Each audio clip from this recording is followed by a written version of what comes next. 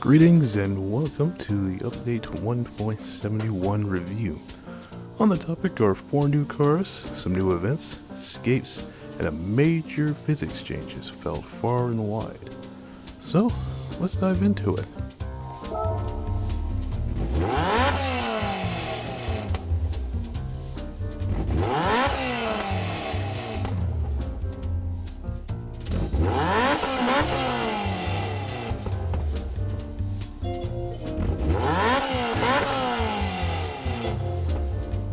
So that distinctly robust noise comes courtesy of the Caterham 7 Superlight R500.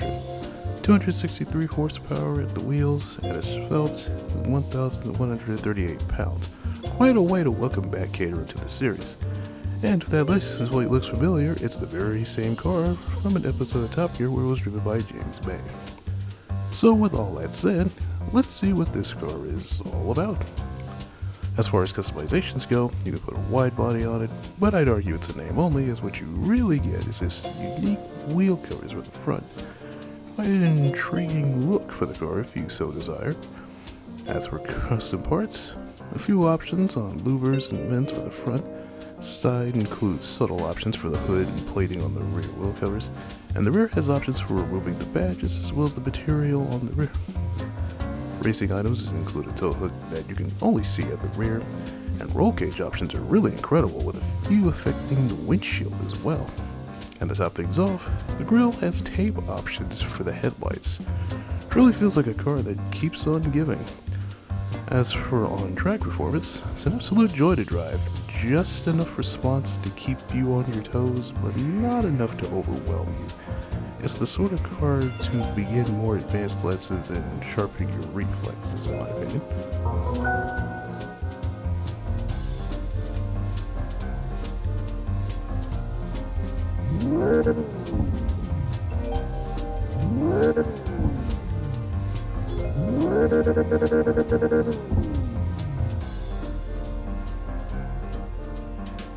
And that noise, I can assure you, is not from an old racing game.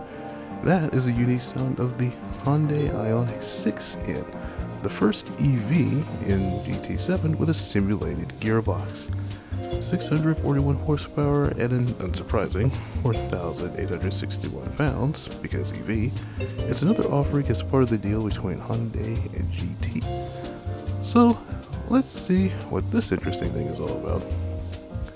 So, no wide body here, but there are custom parts, like the splitter for the front, the side skirt, the side, a removable aerial as well as a diffuser for the rear, and this rear wing for the wing.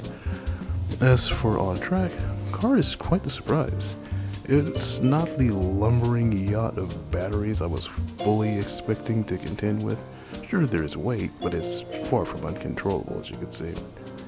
Handles way better than it has any right to, and it sounds quite good too, like some sort of high-revving V6. There's quite some potential to be unlocked here, driving-wise.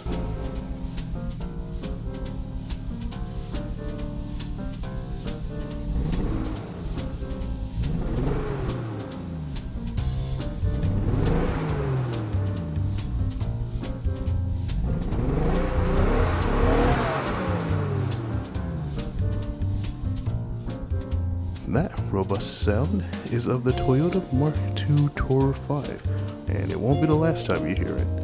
276 horsepower and weighing in 3,241 pounds.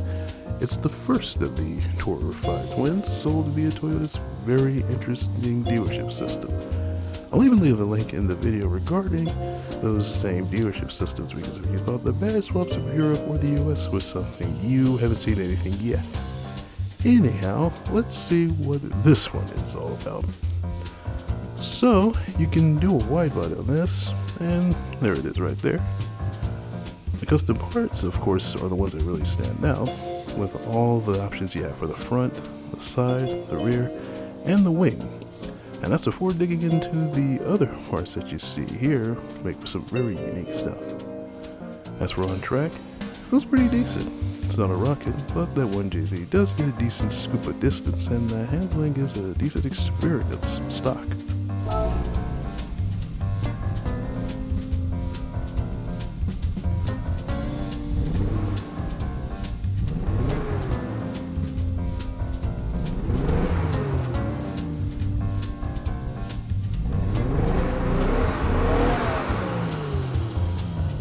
sound familiar? Told you it wouldn't be the last time, because that same 1JZ is the heart of the other twin, the Toyota Chaser Tour 5. At 276 horsepower and weighing in at 3,241 pounds, the specs should be quite familiar as well since it shares those. Of course, this tends to get a bit more variety due to both the drifting scene as well as its campaign in the 1998 JTCC, or the Japanese Touring Car Championship. Anyhow, now time to see what this one is all about. Much like the Mark II, this also gets a wide body, which is basically the same. Also gets its fair amount of unique custom parts, including a very familiar looking custom wing. Also has its own unique other parts for the grille. As we're on track, pretty much everything I said about the Mark II applies here. Though I swear it somewhat feels a bit sharper. Might be a bit of placebo at play here, but that is the impression I get. As usual with the new cars, we get the seasonal menu. So let's select the Honda Ioniq 5.6N, Caterham 7 Superlight R500, the Toyota Mark II Tour 5, and the Toyota Chaser Tour 5. This will get you the 4-star roulette ticket for collecting all of those. So once you have them, there it is. You can find this in the gift section of your garage.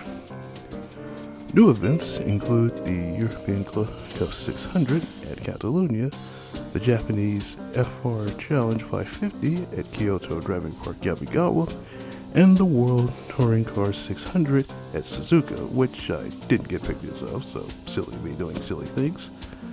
A new circuit experience was added to the Rallycross layout of Catalunya, featuring one of the Mitsubishi Lancer Evos. And this, right off the bat, demonstrates the physics changes I alluded to earlier. A new escapes location called Whistler has been added. Decent set of photos here, though it appears to be the least amount of escapes added so far to the game. Still look quite decent though. And finally, the massive talking point of this update. The physics changes, and boy are they numerous. The opinions have definitely been stated, declared, debated, and argued. My takeaway from this, and from my testing of it, is that it does feel less predictable when it comes to grip loss and a bit easier to push cars now that the grip feels more, I think, linear might be the word. I do agree that the turn-in and more grip behavior seems to exist with Group 3 cars, or at least the one I was trying, because in comparison, turning harder around the corners of Suzuka suddenly meant I had a bit more grip, and I had the ghost to kind of prove it. I was immediately getting more seconds in doing that. So that's definitely a bit of a strange one. But overall, I do agree there's a bit of a change, but more so in that cars are less unpredictable when losing grip, and it's much easier to predict. So the Caterham, for instance, definitely demonstrates this pretty good, with how, yes, you can get it sliding and all that, but it's not unpredictably sliding, if that makes any sense. Anyhow, that is it for this particular review. Really interesting update, I will say. The physics making up the bulk of the interest, but also the 4 new cars as well. Obviously, Caterham returns to Gran Turismo, so a lot of happy people there. And hey, we even get a nice little Top Gear reference out of nowhere, so that works too.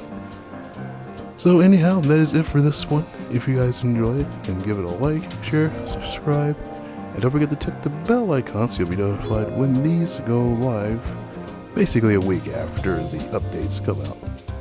So that is it for me. Stay cool, stay safe, and I will see you guys in the next video.